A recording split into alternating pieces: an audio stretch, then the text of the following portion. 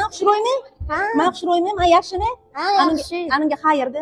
Ha, xayrdi. Rahmat. Autizm tashxisida dori-darmonlar, nevrolog ko'rigi kerak emas deganlar uchun bolajon Tojikiston shahridan autizm tashxisi bilan kelgan. Aynan autizm tashxisi qo'yilgan bolajonga 5 kunning ichida shunaqa yaxshi natijalarga erishgan bu bola. Misol uchun bola kelganda qo'lida bog'lanishlari juda ko'p edi. Kalit va arqonga, ya'ni skakalkaga bog'lanishi bor edi. Agressiya juda kuchli edi. Qo'lidagi skakalka bilan hammani ayamay savalaydigan bola edi.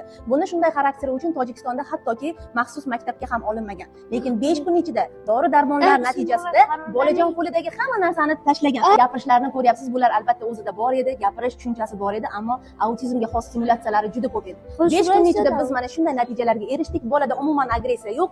Mana shunaqa yaxshi holatda bola qo'lidagi bog'langan narsalarni hammasini tashladi va biz bularga dori-darmon bilan, reabilitatsiya bilan erishdik. Natijani o'zingiz ko'ring, baho bering va to'g'ri yo'ldan adashmang.